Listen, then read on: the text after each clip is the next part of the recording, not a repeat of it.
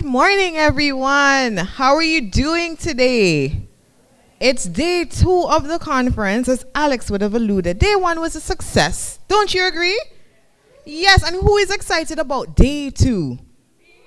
Exactly, and today we're talking about advocacy in action. We're all about action, no comedy. So, for today, we're going to start off our day with our deep dive session, and the focus is going to be on communities. We want to know what the different CSOs are doing in the community. So I'm going to invite our first panelist, which would be June Jackson from GARD Center. Please give her a round of applause. Sorry. All right, June, yes, come on up. We're ready to hear from you. And then you could go and take a seat, June, anywhere you like. And then our next panelist would be Brent Georges from the Beekeepers Association. Come on up, Brent. And then we will be hearing from John Mustington from... Oh, they're together. Okay, great. So Brent and John Mustington are coming up, so you're surprising us today. I love this. All right. And our member from Swetes, Zenworth. Okay. All right. So great. So, you know what? Ladies first, June. I'm going to invite you up for you to tell us what GARD Center is doing and to inform us, and then we'll take it from there.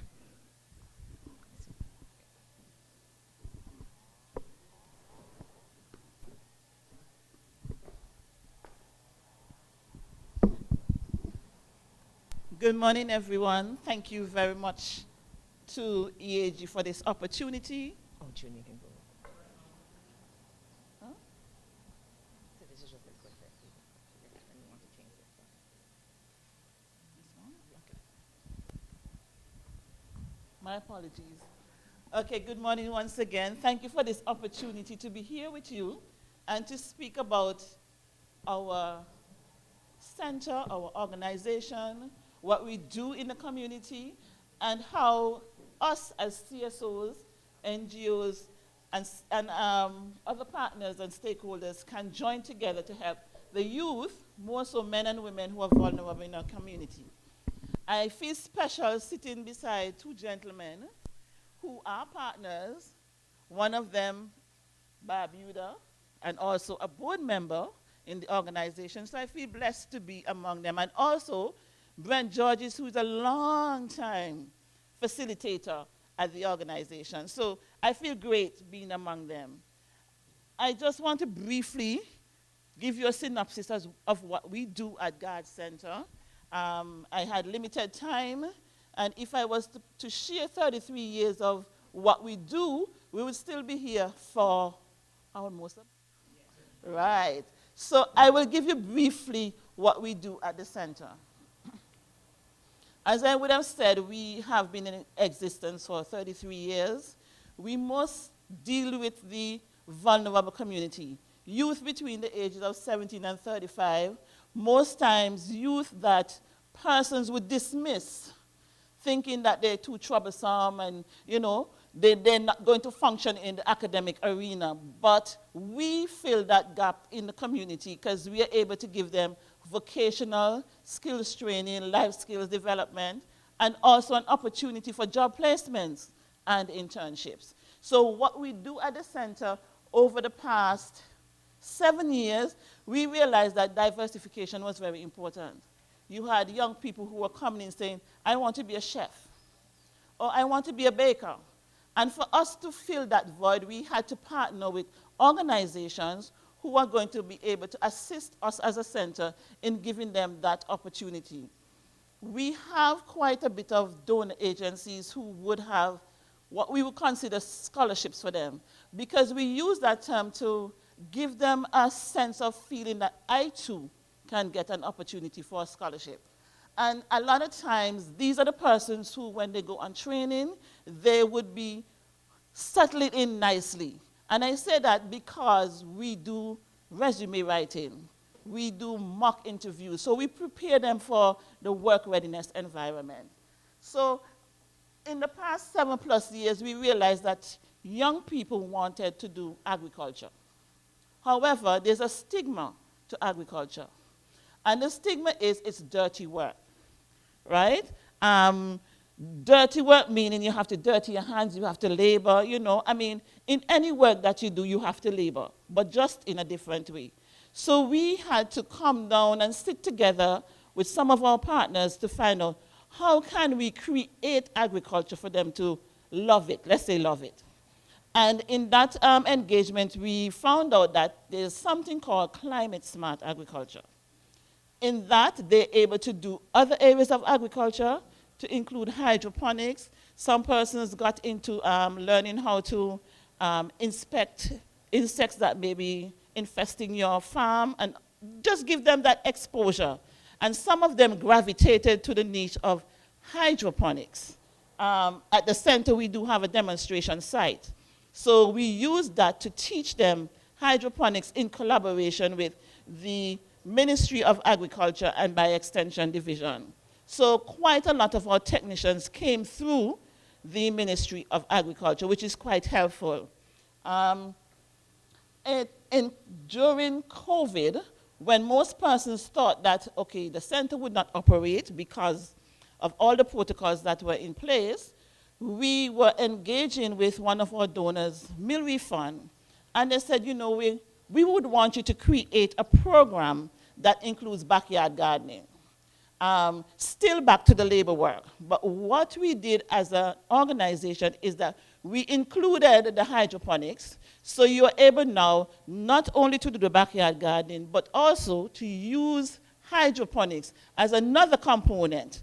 So when you finish that course, you're able to get what we call a mini hydroponics unit that each student was able to participate in actually creating the shape and the design with the Ministry of Agriculture, of course, because we had quite a bit of support from them during that time. So Milry thought, okay, if this is successful, this is something we would want to see continuing at the center. And we actually did. Outlined here are some of the courses that we would have conducted and are still going to be conducting, because we already start the planning stage of the courses that we're doing. And we have been quite successful in, as I say, the hydroponics, the backyard gardening. We are now putting on what you call agriculture enterprise, teaching them now to use agriculture to create a business. And that is going to be our upcoming training, which should start anywhere between February and March. More than likely, later February. We also participated in a Jeff Small Grants funding, where we were able to do some engagement, some awareness sessions with some consultants in the North Sound area. And that was the first stage of that program. We also conducted some soap making. Now that soap making course was very, very successful. And we were able, through a grant funding from ECCO, with the vetiver grass, and I would say, persons would look at me, what is vetiver grass? And I would say to people, it's a special grass. A grass that can be used not only for crafting, persons would create wines from it. We are able to use it in soaps because it can be used as an aromatherapy component. We have created through those trainings some pouches, aroma pouches, from the roots of the vetiver grass.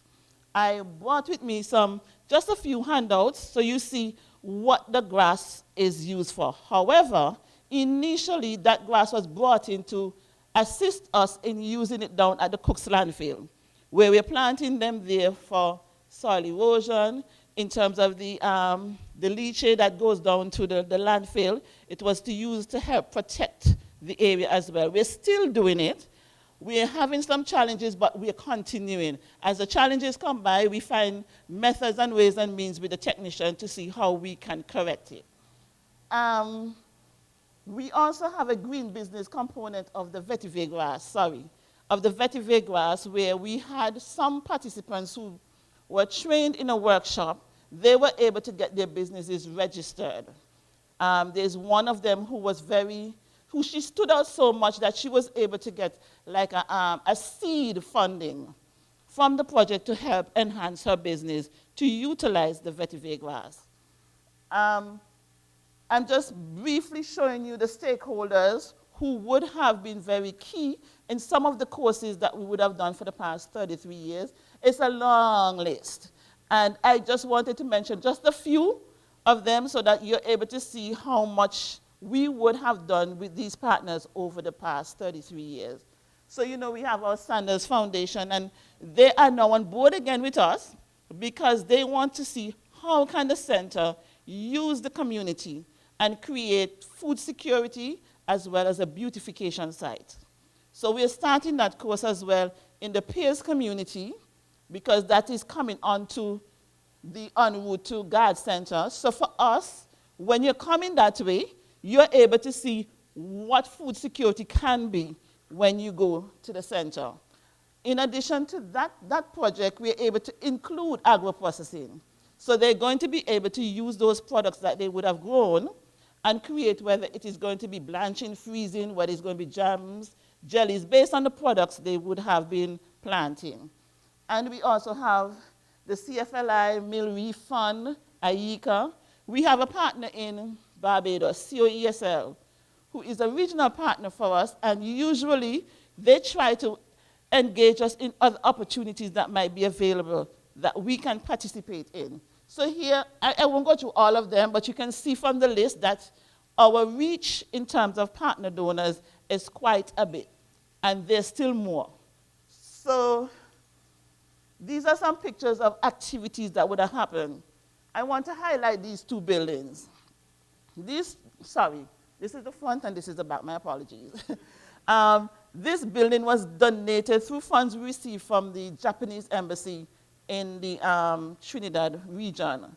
And this building is used for our commercial kitchen. Now, usually when we do our hospitality training, we used to partner with ABHTI, and the students would have to go up there. You have to get transportation for them. And you know, it was kind of taxing on some of them, especially because we're dealing with the type of young people. So for us, this came in very, very key during COVID. We had to get permission for our contractors to continue to work during that period in order for us to meet the deadline for the completion of this building. So you would see us there at different areas, some of our partners who would have done some capacity building with us, as well as students participating in workshops that are created to help them in the right direction as to where do I want to be. This is the site at the Cooks Landfill where they're planting the vetiver grass. We are in the process of planting the grass for sale in potting bags. So that process is going to be with the participants who would have learned how to handle this particular grass. As I say, it is not any grass, it's our special grass because you use it for injection. When I say injection, you use it in drinks, you use it in, some people put it in other food components. Because one young lady is now doing, pepper sauce, where she makes vetiver vinegar in order to make, yes. So you see, it is not only for the landslide and all of that component, but it's also used as an added value. This is us here at the Interpretation Center. We planted some there when the technician from Trinidad came in to assist in the area as well, because when you actually use it for the landscaping component, it is very, very beautiful. You just have to maintain it just like any other floral arrangement you have in your yard. Then we would have utilized the hydroponics component, and we went into schools. So some of the schools would have received mini hydroponics units so that they were able to do something in the agriculture section of their classes. So one school received hydroponics unit because they had about 4 of the students who participated in the training during the summer of 2020. And these are some of the farm attendants that are employed by the government in some of the schools. And this is what they're doing in terms of the hydroponics setup with the lettuce. These are other activities we conducted during the COVID season. We had soap making, and we had a sewing course, which was very, very popular. The only challenge was that we conducted it in the evening, and you know everybody got to be home before 6 o'clock, because 6 o'clock should not reach you on the road. Some persons were not happy because we had to conduct it during the day. But at the end of the day, persons were able to create a bedroom setting. And when I say bedroom setting, I mean bedroom setting. Pillowcases, cushions, some of them did sheets, and they did their own curtains from this particular training course. As you can see, we have the partners here doing that down at the Ministry of Extension. They're here working on their setup for the hydroponics unit. That's one of them that they actually took home. But they had to be participating in creating it for themselves. This is inside of the commercial building. These are the stuff that were donated to us by meal refunds, so we're still ongoing in terms of setting it up. We would have participated as well in Arbor Day. Sanders Foundation came in, their baking class came in, and the chefs came and showed them how to actually decorate a cake in the correct way. So we would also be able to show them from our baking course how they do basic baking and decorating, so the community can now get edible, nice, attractive cakes. As you can see, we're in Barbuda. This activity took place during an activity we have annually, GEW, Global Entrepreneurship Week. Because of our entrepreneurship component of our focus, we partner with an organization, Global Entrepreneurship Congress, whose services are approximately 200 and something countries. And annually, we put on activities during a week in order to highlight, bring entrepreneurs to the forefront. So we went to Barbuda because we had a competition, and one of the students, this is the Holy Family? Both of them? This is so much, okay, this young lady, she did a drawing, and she was the third runner-up in this particular competition. We had the other two who were from Antigua. These are some of the activities we do with the young people. These are women learning how to do backyard gardening. These are some of the participants learning the beekeeping component.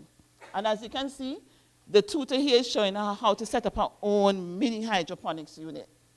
This is a school here. We normally do what we call field visits with the schools. They get excited. Whenever we have something going on, we invite them, and they're able to come and pick corn and okras, so they learn. We walk through the field and talk to them about what we are doing. And we roast them for sale. So most of the times, we'll have somebody who takes them. Okay. And I'm at the end of my presentation. Thank you very much. Thank you so much, June. That was great to learn about what all the God Center is doing, and they're up to a lot of things. Up next, we're going to hear from Brent Georges and John Mustington. So give them a round of applause.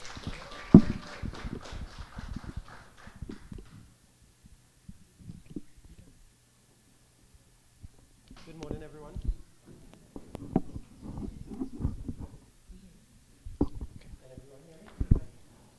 Good morning, everyone. Well, I know you can hear me. Good morning. Mr. Mustington and I are here on behalf of the Antigua. Good morning again. Mr. Mustington and I are here on behalf of the Antigua Beekeepers Cooperative, which also extends to Barbuda as well. Mr. Mustington and the Barbuda component is very essential to the Antigua Beekeepers Cooperative because bees run throughout the length and breadth of Antigua and Barbuda, and they are very important to all of us in this room. When everyone hears bees, they think about honey, but there are greater components involved that affect Everyone, every single household. And I hope you don't think about bees as being stung. All right, so just to give you a little intro, this lovely flower that you see the bees on is something that we have abundant in Antigua called the logwood flower, right? It produces one of the best honeys that is worldwide, renowned worldwide. And in Barbuda, work has begun in terms of saving the logwood and making efforts to have this honey be put on the map to be recognized as part of, how do I put that? One of a unique product that is only available in a specific unique area. So you call it a geographic indicator. So it's trademarked that way. And coming out of Barbuda. Yes, so in terms of that particular aspect of it, we're actually working now to get that put on the map as something which is unique. Now, what does that have to do with environmental concerns, advocacy, and stuff like that? All right? Now, to keep it simple, we are all sitting in this room. Suppose your neighbor was actually standing on your foot and you had a sore foot. If you kept quiet, will it solve the problem? No. So the natural response is to say something, to make noise, to give an indication that something is wrong. And that is the essence of what advocacy is all about. And Persons making a noise. And that is where the Antigua Beekeepers Cooperative comes into play. Right. As the name says, or as our logo says, or the motto says, protect the environment. The Antigua Beekeepers Cooperative has been in existence since the late 1980s. And currently, we are still in existence. And again, we are holding true to our motto, which is protect the bees and protect the environment. So hence the reason why I'm very happy to be here this morning to say something on behalf of our bees and, of course, what some of the things that are happening with regards to our bees. Okay.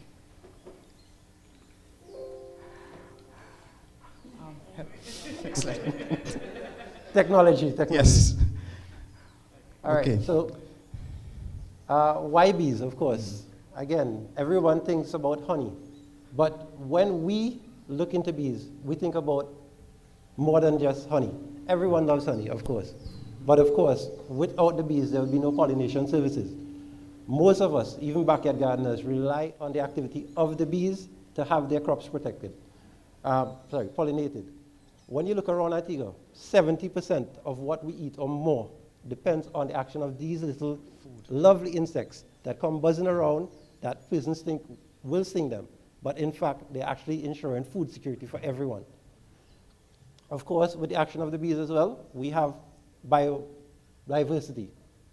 Of course, food security, and of course, it encourages the balance of the environment because of the fact that bees pollinate most of these little flowers that you see in order for them to reproduce and produce more so that there's a greater abundance of these trees that we see around. Okay, and a very important aspect of this, why bees? Insects in general are very important, and bees happen to be a type of insect that is amazing in terms of what they do. Now, bees produce honey, and that's how they live. It means they have to be experts at finding out what plant has what flower that they can feed on. How is that important in terms of environmental monitoring? Put it this way. Those of us in the room who are old enough to remember an Antigua and Barbuda maybe 50 years ago, one of the things you would remember is the abundance of insects and those sorts of things. The younger ones may not be. And those older would actually maybe recognize that today there just aren't as many insects as you remembered later on. When last did any one of you hear a cricket chirping in the night or certain other sounds? Once we have reached to that stage, look out for trouble.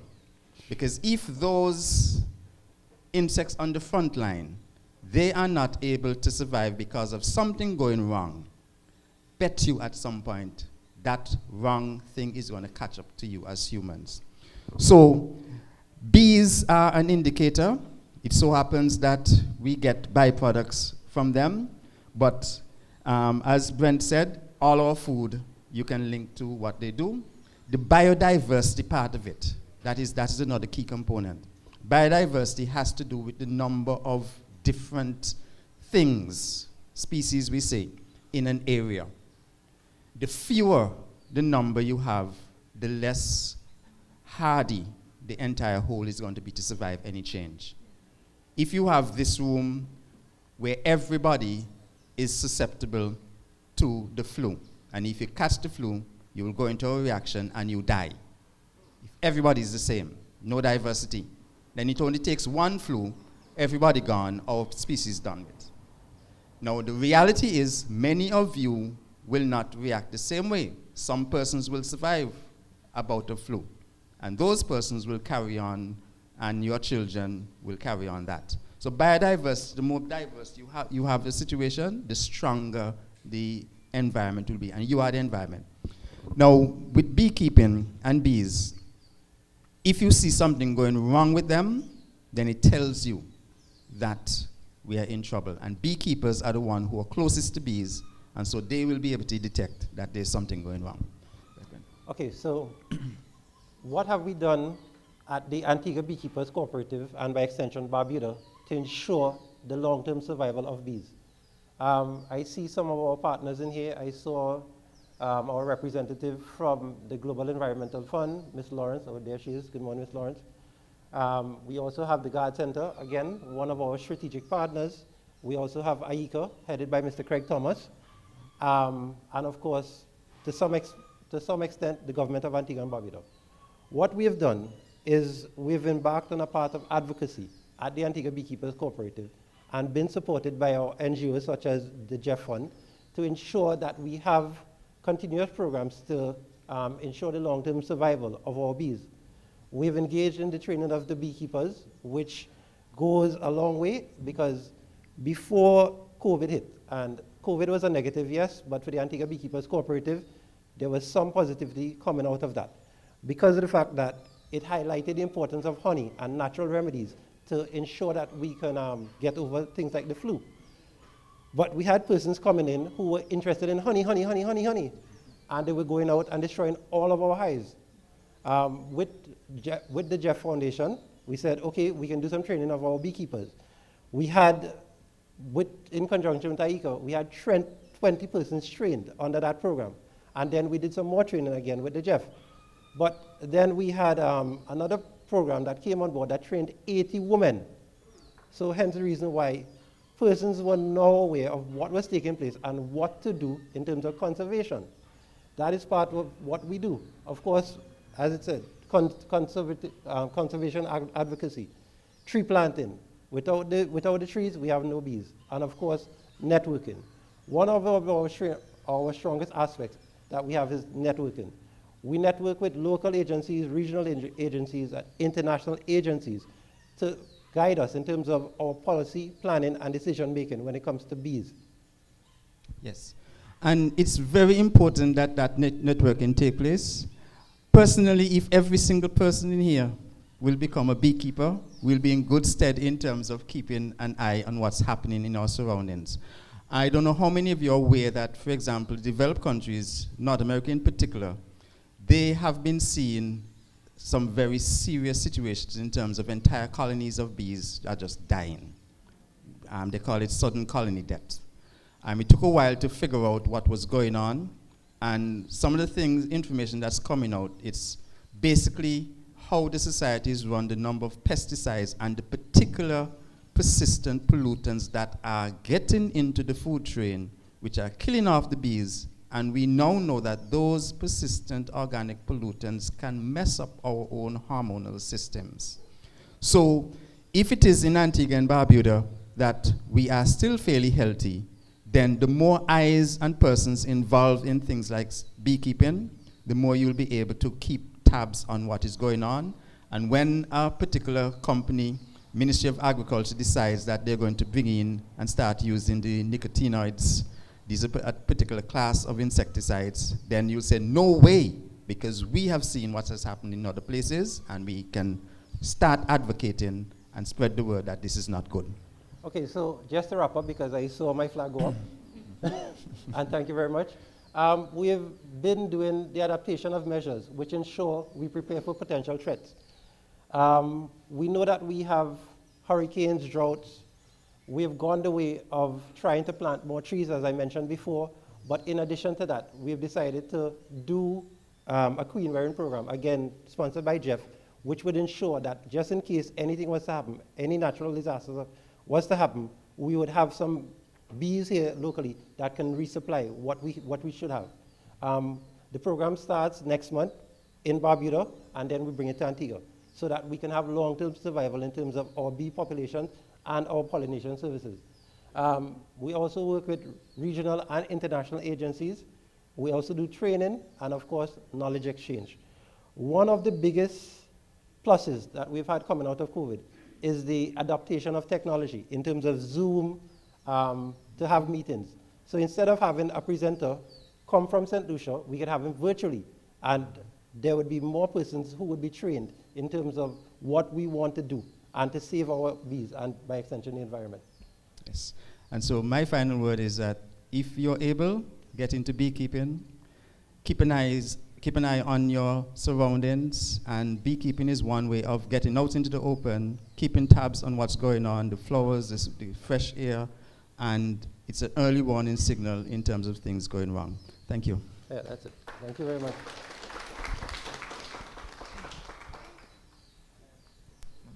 Hello. Okay, great. Thank you. You can keep the mic up there.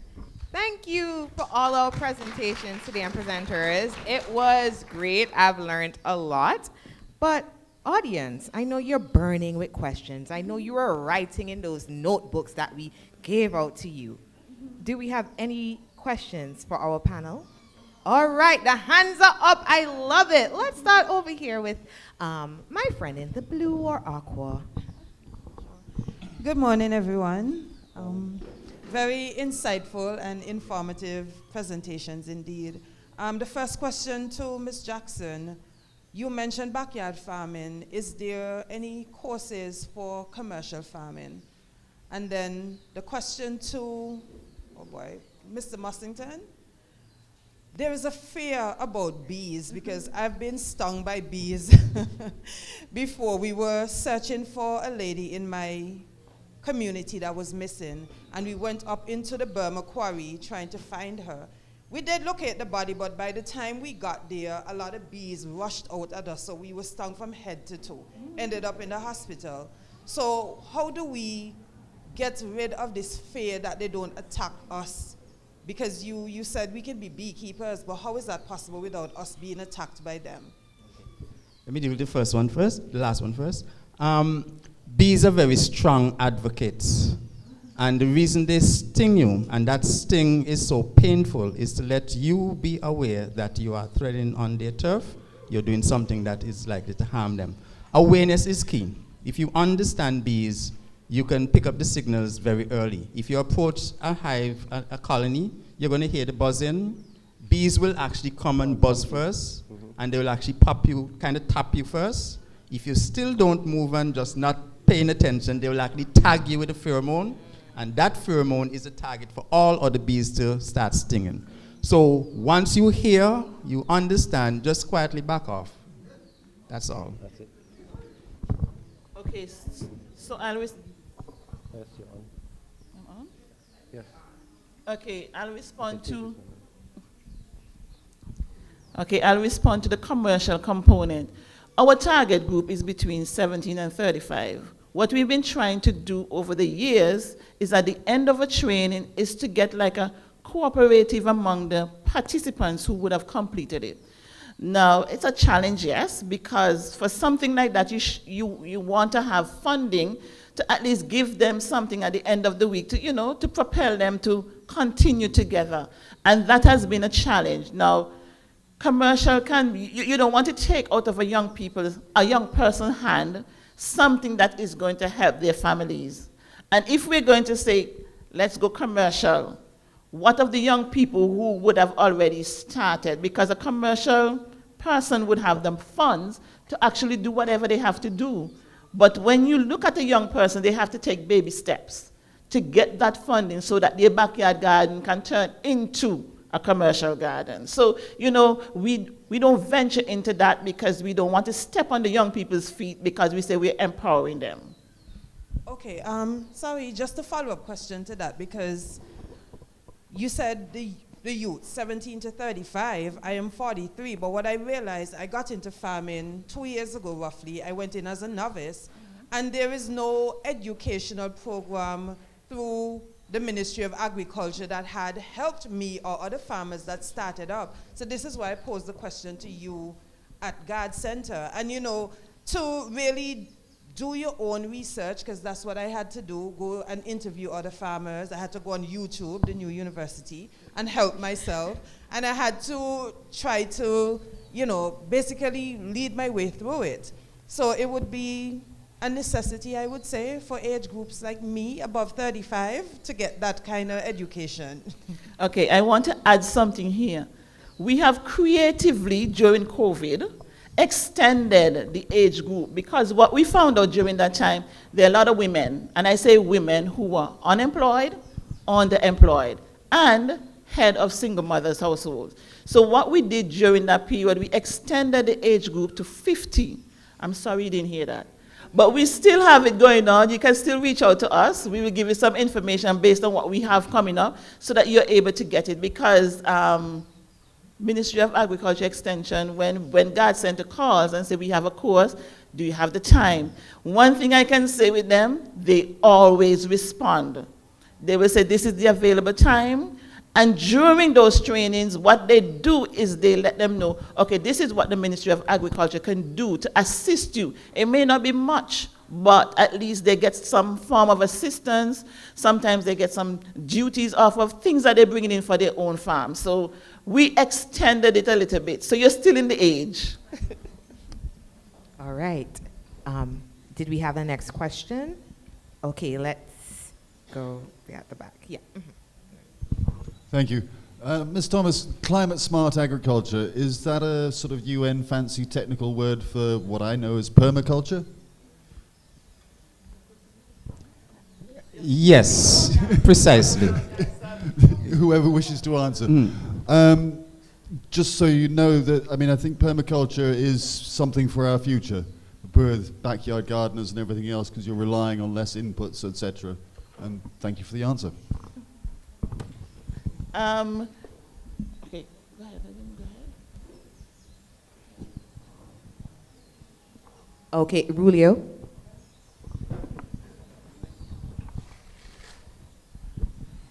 Thank you all for some very great talks. I have a question regarding bees. What do we know about our wild populations in terms of, has there been any like assessments of these populations, of the threats that they're facing, of pressures, what we can do about them? And I ask this kind of against the background that I've seen a couple of videos recently on Instagram of persons hiking to beehives and cutting beehives. So I'm just curious about, do we have any information about what the current status of the wild populations of bees are? Yes, the short answer to that is the wild population has been challenged. There is a disease, varroa mite, and that has been spreading through the world. And it reached the Caribbean a few years ago, and it literally wiped out the bee population in Antigua. It did not extend to Barbuda. We were fortunate in that we still do not have varroa. Now, since that time, naturally the bees have been able to recover. One of the main reasons they were able to recover is because of those wild populations. We would love to have those wild populations remain because they are the buffers and they are diverse. So a disease like varroa will come through and some will survive, and from then on there will be a resistant population. So really and truly, the wild population is not strong enough in our opinion. We would like to have more, because that is the sustainability of the beekeeping industry. And what we really need to do is to try to enhance that as much as possible. And awareness is key. Some persons see in a wild beehive, the first thing they do, they go for the can of flit and decide to kill it. We need to spread that message. You do not kill bee colonies. We have experts who can solve the problem for you, do a clean remove. In an environmentally friendly manner, most importantly. Because the message that we want to put forward is that we need to protect our bees, we need to save our bees. Because Rudolph and I were having a conversation about 2 nights ago where persons are going out into the rocks, into the caves, and destroying our bee populations. Back in 2006, back in 2007, when there was global colony collapse disorder taking place, Antigua and Barbuda managed to return to some semblance of normalcy in a relatively short period of time. Why did this happen? It's because of the fact that our wild bee populations gave us bees for us to work with. As they swarmed, they came down to the villages, beekeepers were called, we went, we got the hives, and Antigua was able to bounce back in a relatively short period of time.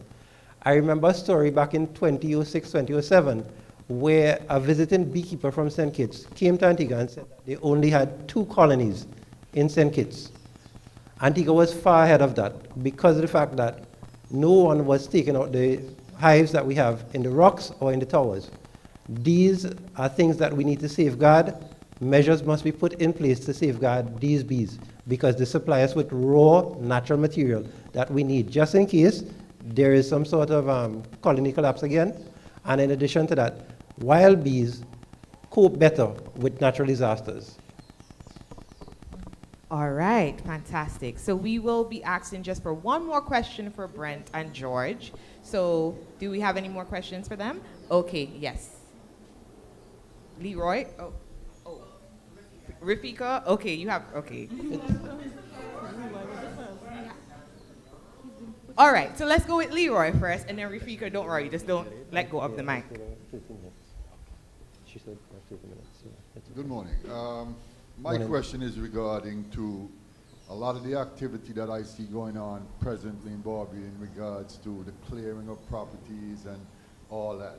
And if we're going to be depending on the logwood trees and all that for the propagation of the honey for the honeybees, why is it that we have no set guidelines in place at this point in time so that we can protect these things at this stage? Development is good, but in all honesty, I believe that development has to be coincided with the people. And it has to be done according to how the people develop, not you push it ahead and then the people catch up. And I figure that's what's happening in Barbuda at this time, and we need to have some kind of guideline and guidance on how we move forward. The very short answer to that is that guidelines are in place. 1/3 of Barbuda is actually protected national park land, Ramsar site.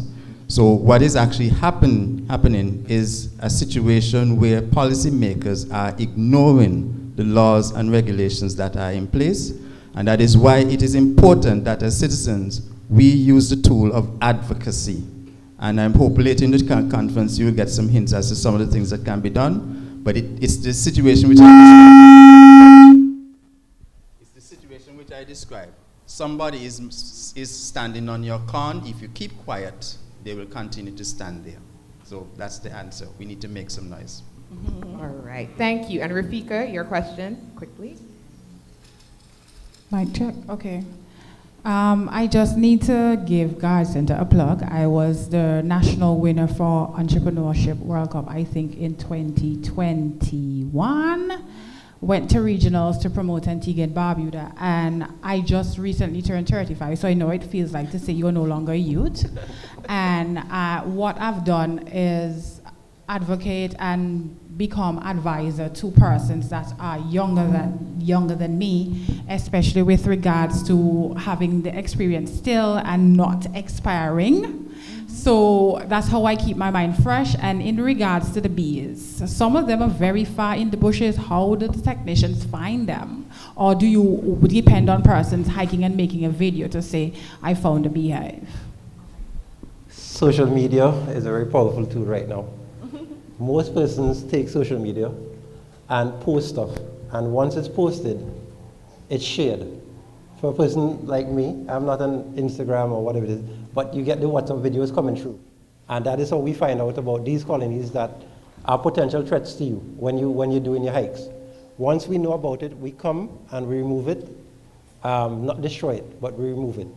So once that happens, feel free to contact us and we'll come and remove it for you.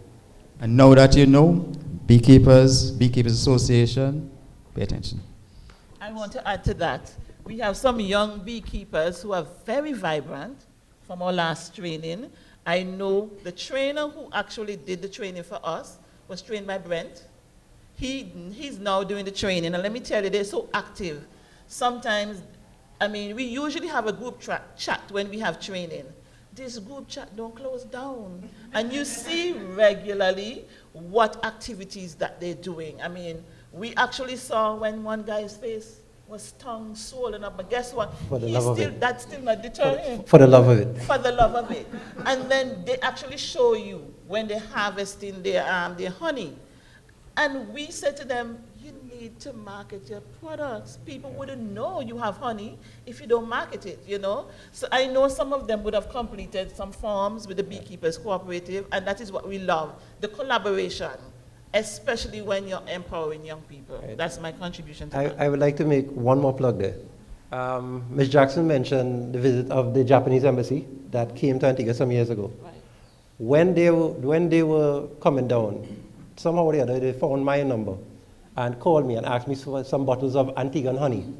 It's because of the fact that Antigua's honey, or Antigua and Barbuda's honey, has such a big reputation in the international market that they needed some of what we have locally.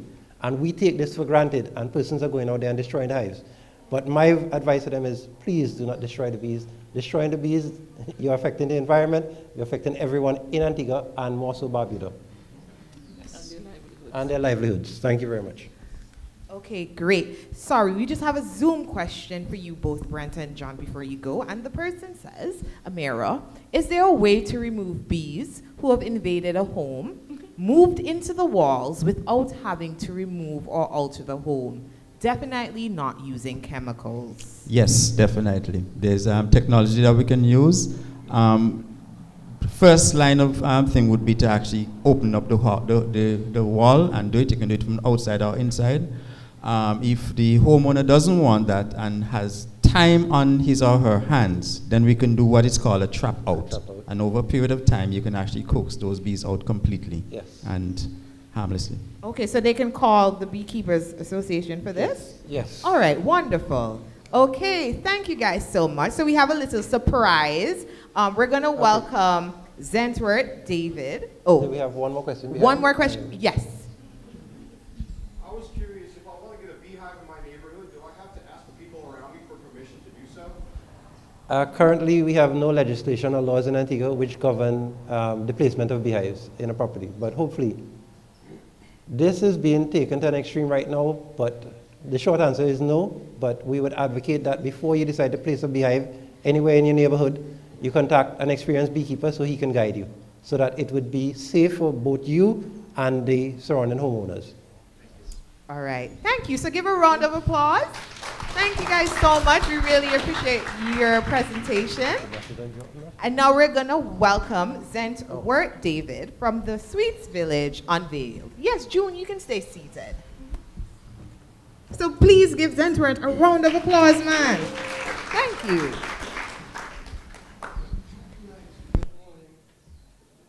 My name is Zenworth David of Swetes. I am the president of...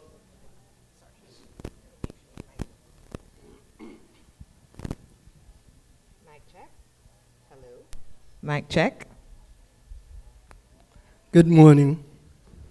My name is Zenworth David of Swetes, and I'm the president of the Swetes Village Uncovered Group.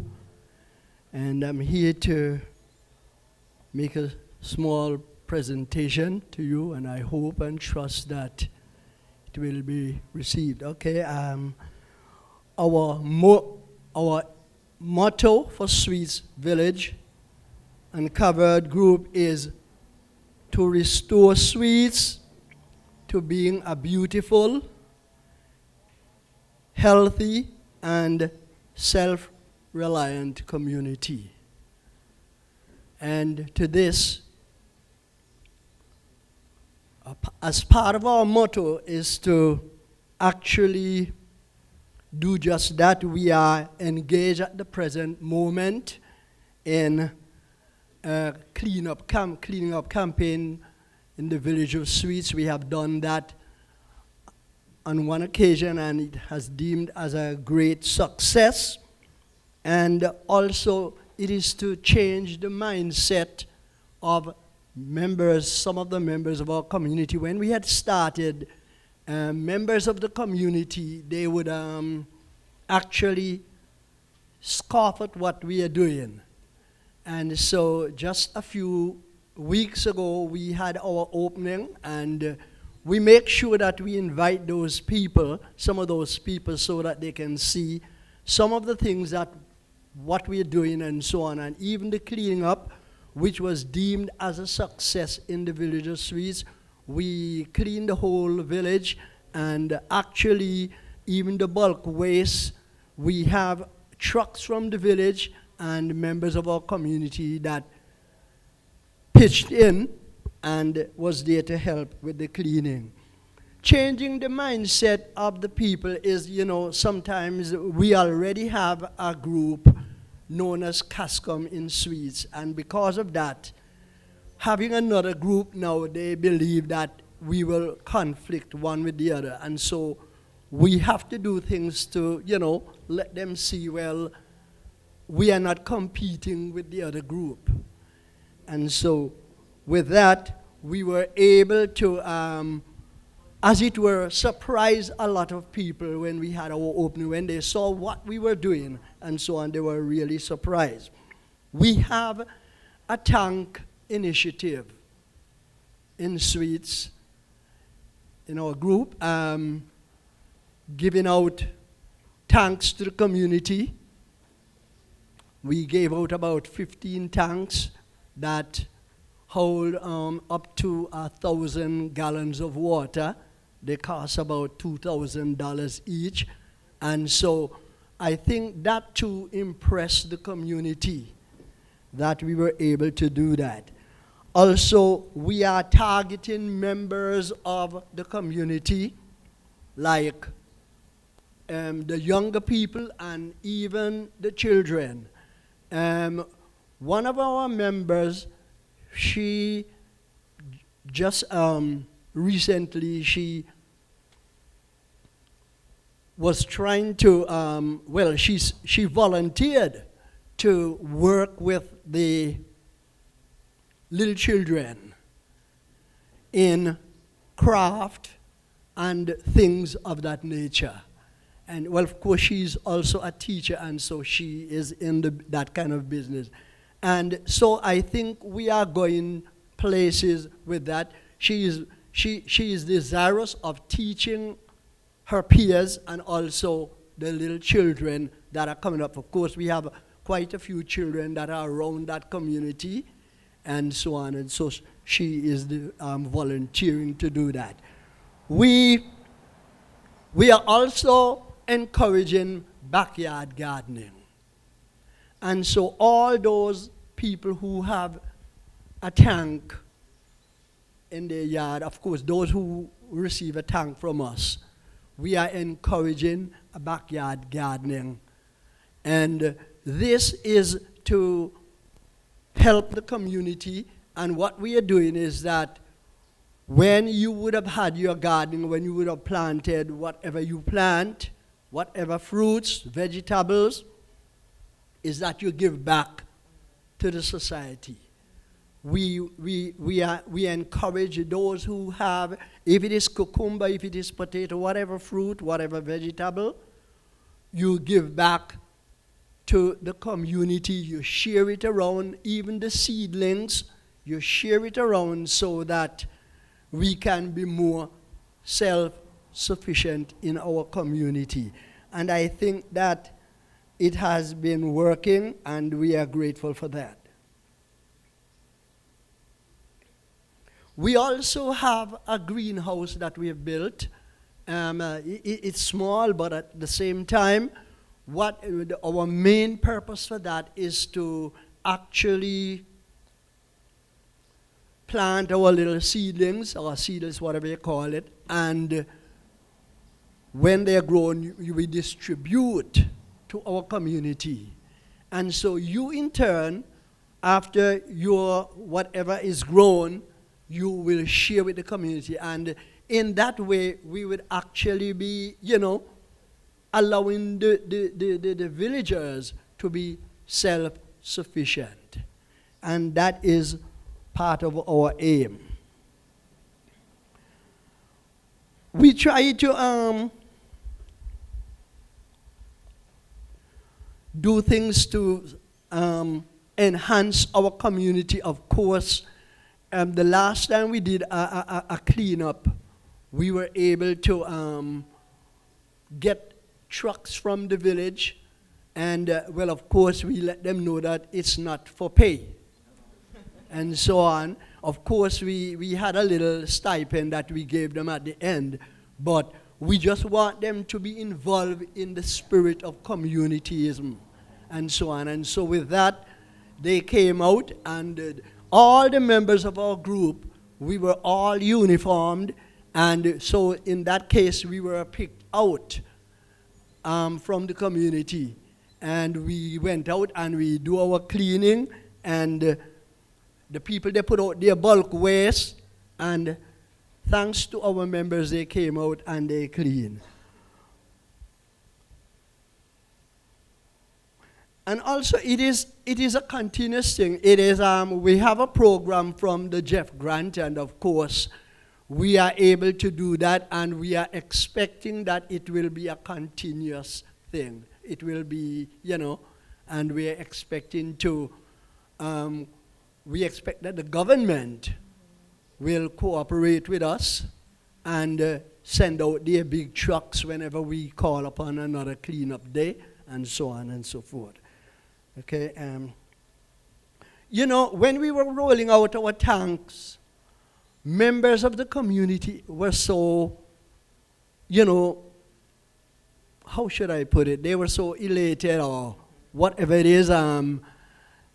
Many of them would like to join our group from that. Because during that time, we heard that there were tanks given out by the government, but of course, they could not be compared to our tanks. Yes, And so we were so happy when I went to one of the neighborhood. They were asking if I work for major distributors, and I let them know, no, this is a Swetes Village Uncovered initiative. And we were able to do that. As I said, we gave out, we distributed 15 of those large tanks, some of the largest tanks that you would have seen in the neighborhood. And people were wondering from day to day, they see trucks passing, and so part of the group, we were bombarded all the time about somebody wants to come, a new member of the group. Some people want tanks, and so on and so forth. And we let them know, of course, you have to join the group. Part of that initiative is that we actually encourage people to join the Swetes Village Uncovered group. And so far that has been working out. We have had members of the community joining the group. Of course, in any group, you'll have those who would have left the group, but thanks that those who have come are more than those who went. And so we are grateful for that. And actually, we have those educated ones and the not so educated ones like myself. And, it's a group that is made up of all kind of people. And glad to know that we have in our group, one is a former nurse, and one is a former headmistress, and we, at the present time, we have 3 teachers in our group. And thanks be to that. Okay, so our backyard gardening, that too is taking on momentum. And one of the things that we are thinking of doing, well, we have started, but due to the drought a few months ago, we were not able to continue to plant our cassava. We tried to plant bitter cassava to make what we call, maybe most of you here might not know, bambula. But this is one of the things that we are trying to do in the Swetes community, to plant bambula so that, because this was one of the staple food that our foreparents used to eat every morning, actually, because they were not able to buy bread and to, give a better breakfast, and so that forms part of the breakfast for each family and so on.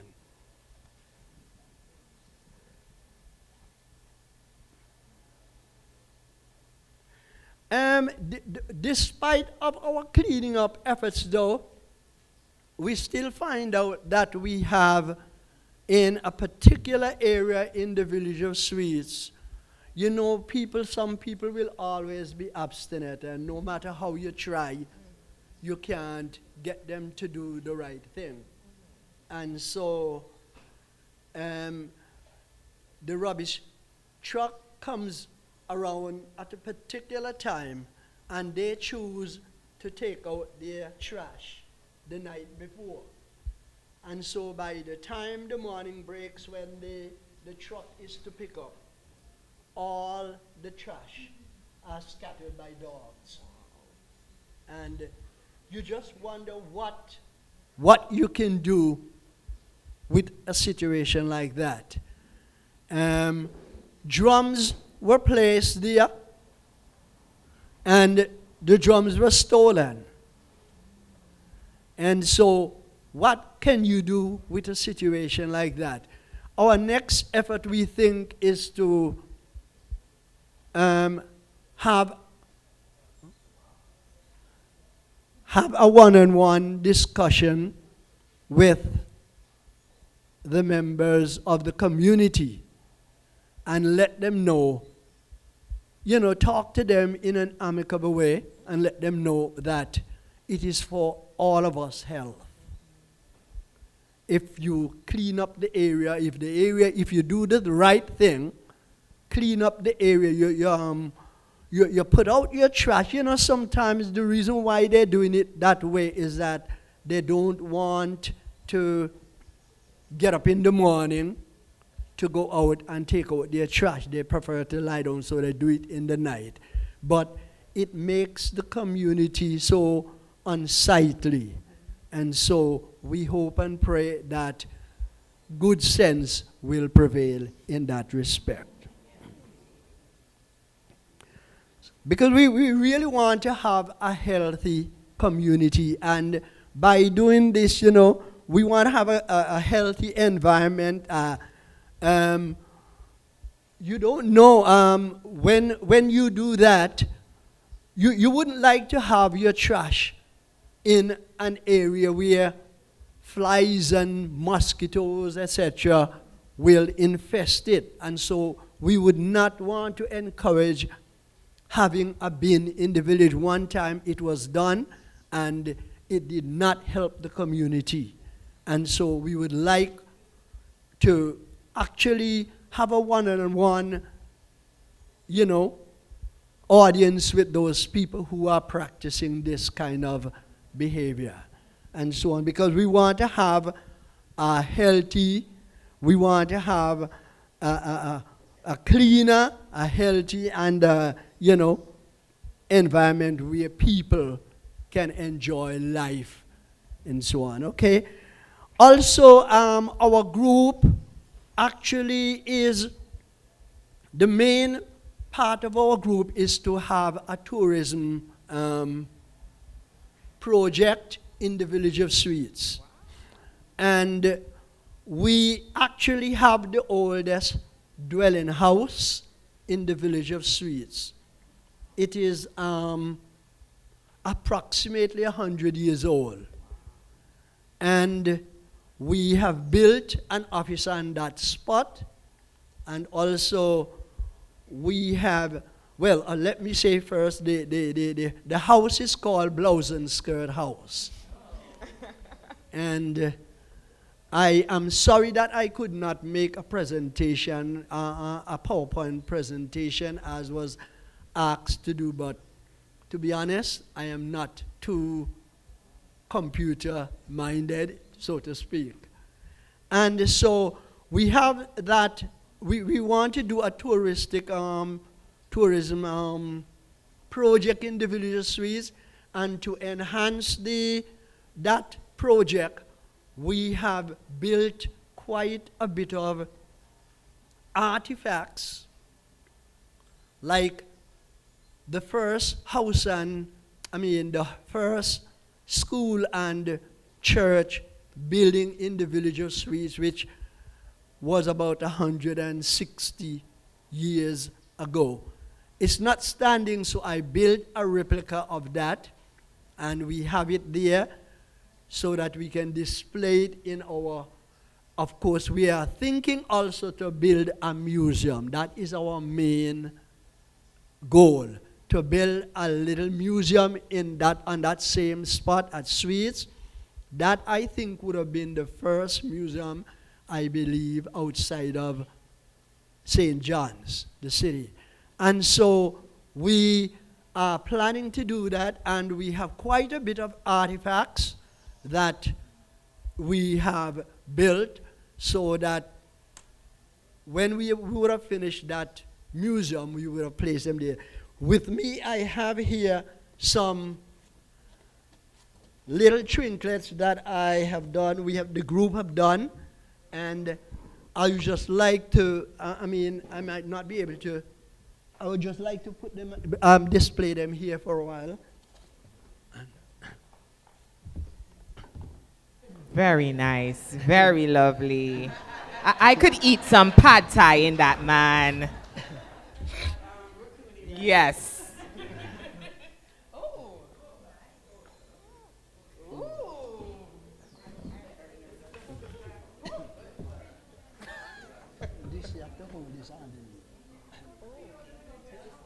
That's like a bottle. Wow. Yes.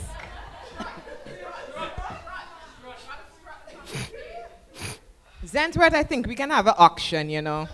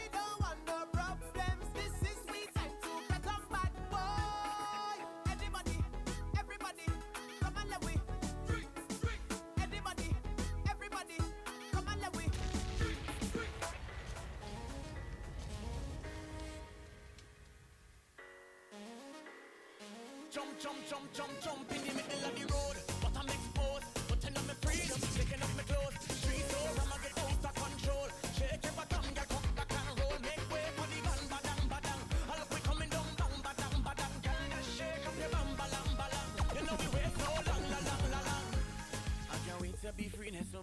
energy they inside me. See them gal bubbling up, watch them bumpers erupting crazy. Nowhere else can you see me when it's that is we come and join in. I'll be there once a year. All right. Did we enjoy these artifacts? Wonderful. Zoomers, I hope you had a close-up view.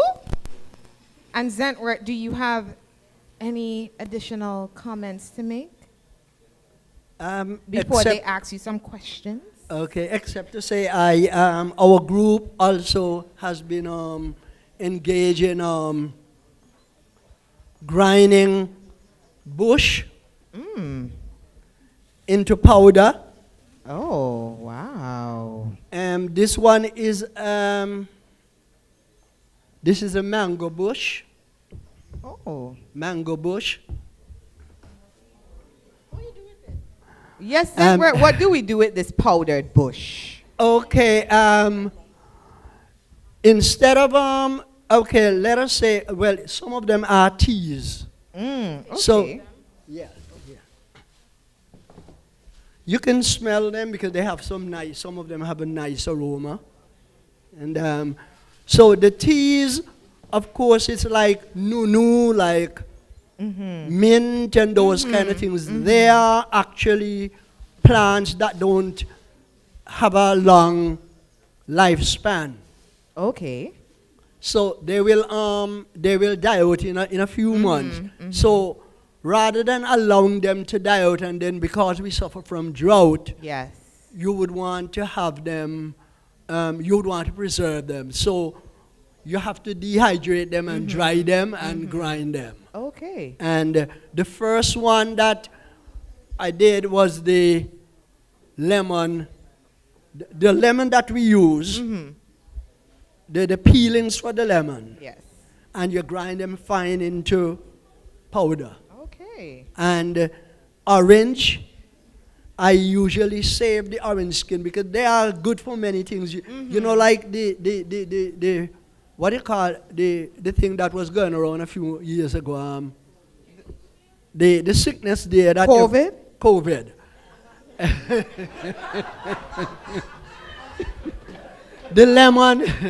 The lemon peeling would be very, very good for that, and also the orange. And I have kojo, I have orange, I have neem. Well, neem is good for like diabetes. Okay. And mango too is good for the diabetes. I have mango and I have guava at home. Okay. That I grind the leaves into powder. Yes. And so on. And so that's how it is. Okay. Fantastic. Thank you so much. Round of applause for Zenworth. Honestly, I feel like I need to move to Swetes so I can get one of those water tanks, you know. But we will talk later. Do we have any questions from the audience? All right. Not necessarily. Well, this is fantastic. I think they deserve a resounding round of applause for this. It is. Thank you. My background is tourism, so I was very alert. But about 6 months ago, there was a project, and it would please you to know that we have developed a tour around the Blouse and Skirt House. So I think there is an opportunity here for some partnership and collaboration, which speaks to what we started out with today, networking. And so I've seen the Blouse and Skirt House. I've gone there. It's an amazing story. It is definitely something that the international world now is looking for. When you look at niche tourism, that's right up that alley.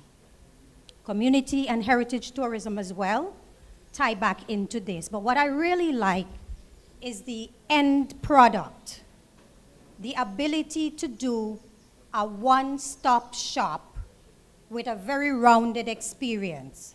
So when you leave your start point, you hear the story of what you see on the way there, but once you get there, what I would encourage you to do is have something hands-on.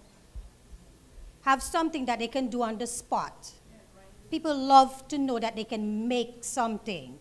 So whether it be grinding the teas or making soap or whatever, even though they can't be a part of the entire process, if they can be part of the process, it will augment well for the visibility as well as the whole experience. And you have the right woman sitting on stage with you to really move this along. And this is not just a single component activity, but I think pretty much everyone in the room in some way could contribute to what you're doing in Swetes. So kudos to you. I would suggest you have a talk with Nurse Wong and Senator when you're through, because they have already gone ahead of you and developed a tour that is coming. The intention is to come and visit the Blouse and Skirt House.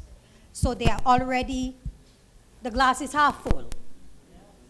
In addition to that, it's a separate project altogether, but the idea was for it to be marketed internationally. So we are moving on to phase 2. We're a bit delayed, but before you know it, it may be on an international, what we call that, search engine to be sold on your behalf. So congratulations to you, and I leave you to have that conversation, and I'll talk with you a little later. Thank you very much. Mr. Davis, Yes. I stand as the former Director of Community Development Division, feeling very grateful to see the accomplishment. Because this started as a project some 3, 4, 5 years ago, but the delays and different things. So I feel extremely proud. I was at the opening, but I have to let you know in the public how proud I am to see that this come to fruition. My only little disappointment is not a disappointment, but I always say that, is that Freetown started with you, along with the Wallens Nature. It was 5 groups, projects that was selected for the community tourism. We're almost there. There are several challenges, but Freetown is a little behind due to constraints beyond our control. But we're closer there. So I feel proud that you have reached the pinnacle, and to let Miss Henry know that you have already started having some things there. So anytime you go to the tour, there's always something, and they will expand on it. So I just stand to commend you, and I feel so elated. Thank you very much. Okay, Sasha. You and the team, sorry, not you. You and the team. Teamwork makes the dream work. Okay, Nate, Sasha. Good morning, everyone. My name is Sasha Middleton. I currently manage the Marine Ecosystems Protected Area Trust, also known as the MEPA Trust. I just want to commend the work that the Swetes Uncovered has been doing. The MEPA Trust has actually been one of the partners with Swetes Uncovered as well through Ruth Spencer. And we've actually did a case study with the Swetes Uncovered to highlight the work that they're doing. And I'm telling you, the visibility is amazing. Like, the support that people have been seeing, the work that the people have done. I've actually had the opportunity to visit the Blouse and Skirt, and I'm telling you, the amount of work that they put in, they make wines, jewelry, these beautiful products. Like, they have a wide array of different people in there with so many different talents and skills, and so I just want to applaud you on that. One of the questions that I just want to ask is for you to just highlight for me, like, some of the challenges outside of the drought that you may encounter as a group.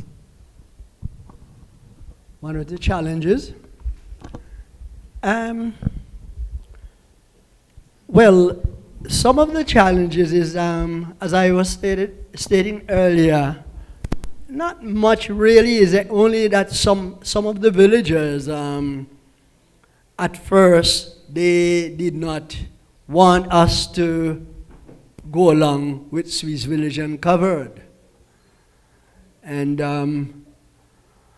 we let them know that this does not have anything to do, it is not We are not trying to clash with CASCOM, the other group for the village. We are not trying to clash with them, but we are a separate group. And of course, I believe of late that after they have found out what we really are doing, they are coming on stream.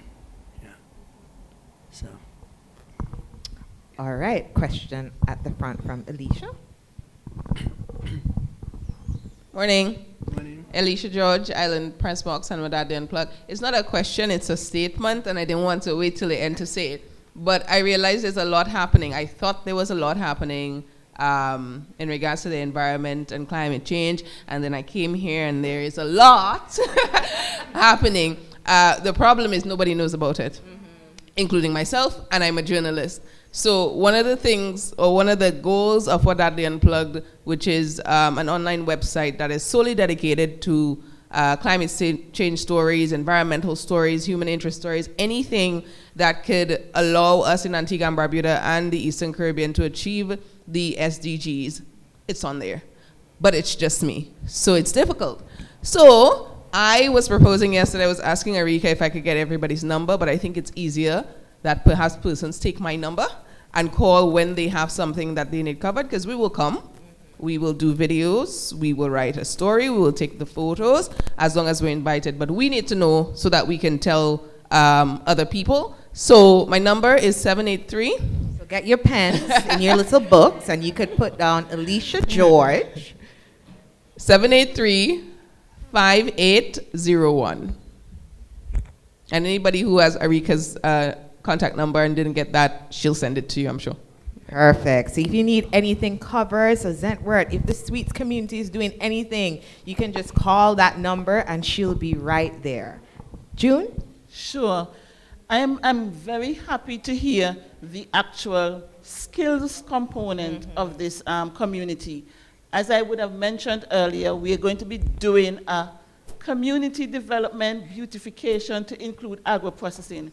And here I'm sitting, hearing a senior citizen says he grinds these leaves. We know what old people say some of these things are good for. And our commercial kitchen that we have is also to attract persons to utilize the kitchen in the community for something such as this. And that is why we are very, very, what should I say, very passionate about having this commercial kitchen developed so we can use commercial equipment. So you know the actual physical manpower and labor to go into it will be lessened because of the equipment that we have. I want to add as well, the collaboration in here is just outnumbered. Yes. I mean, I'm glad I came in person, Arika, thank you.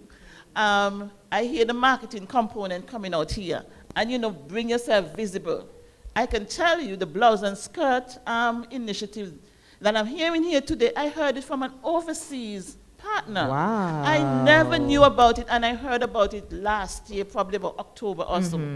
And I said, my team and I need to go and visit to see exactly what it is all about. And you know, I mean, when you hear about these things, where are young people?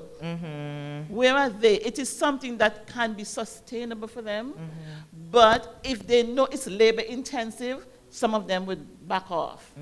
And for us, getting equipment that are going to lessen the labor intensive section of this particular skills training would be quite good and helpful for you guys. So I think quite a bit of collaboration in here can happen if key persons and partners sit together and come up with a project that can benefit all concerned. That's my contribution. Yes. All right. We have a question from Zoom. Okay, on Zoom. So first of all, it seems that everybody needs to go. So I think we need to organize next year, well, not even next year, this year, a field trip to the Blouse and Skirt House. Right? I think we all need to come and see. And the question from Zoom is whether the Blouse and Skirt House is open on the weekends. Is there a specific time that you can go, that somebody is there, etc.? Remember the mic? Yeah.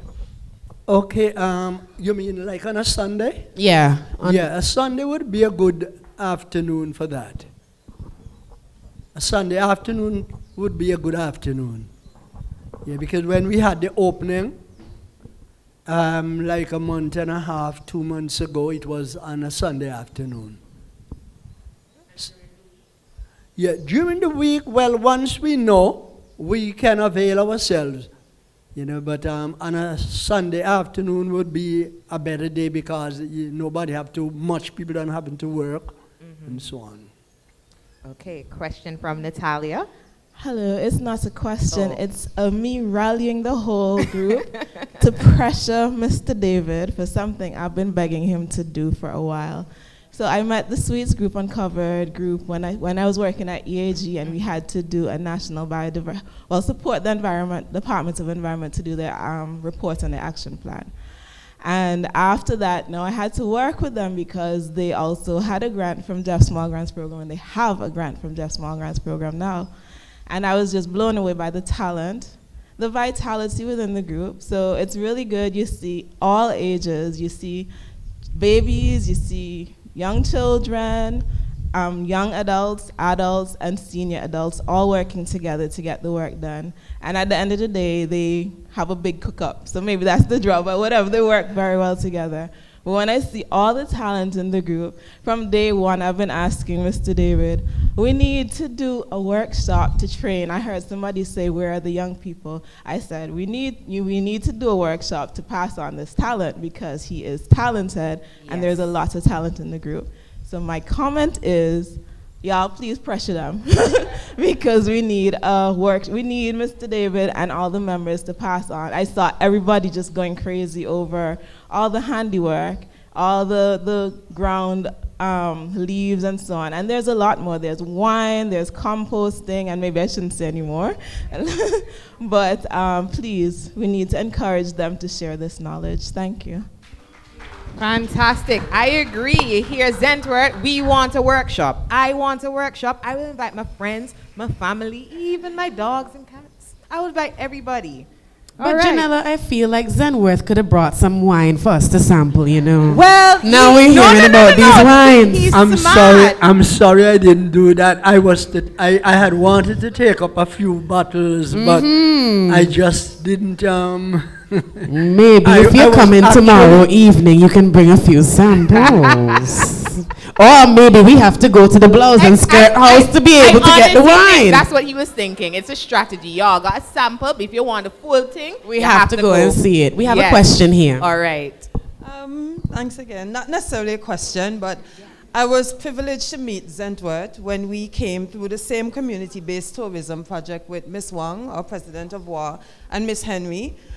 So it was a privilege being there. I don't know if you remember the face. And I was also at the launch when you had it on the Sunday. My question first, well, not necessarily a question, is there another one of you? I need someone like you in our community. I want to commend you, Zenworth, and your team on the community cleanup that you did and the distribution of tanks, because I live in Pickett's, and I got to tell you, we have lost community pride, not just in Pickett's, but in a lot of communities. And what we realize is that maybe or perhaps most of the indigenous people have passed on. So because of the pepper pot we have with so many different people coming in and residing in the different communities, persons are not necessarily too keen on community cleanup. They will clean in front of their place, and that's it. Bushes are going on either side, which affects them, affects the environment, and they prefer to wait on the government, and they cost the government to come and get it done. So I want to commend you and your Swetes team for that.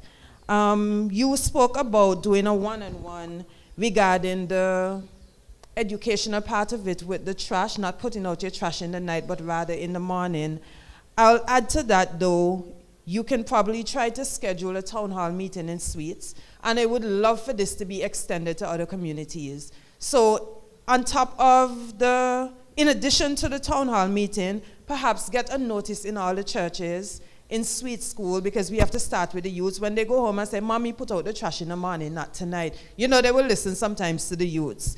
Also getting it on the radio stations, because it could not just be educational one-on-one for your Swetes only, but for Antigua and Barbuda and the region itself, even internationally, because we all suffer from these dogs, these stray dogs just pulling down the garbage in the nights and throwing them all over the place, making the place look so messy. So, I mean, do the church notices, the school, Swetes, I think, only have one school, correct? Any preschool or anything? Yeah, get it in the schools, get it on the radio stations and the town hall meetings so you get to gather a wider aspect of persons within the community. Thank you. All right, fantastic. So, everyone, that ends a wonderful session. Day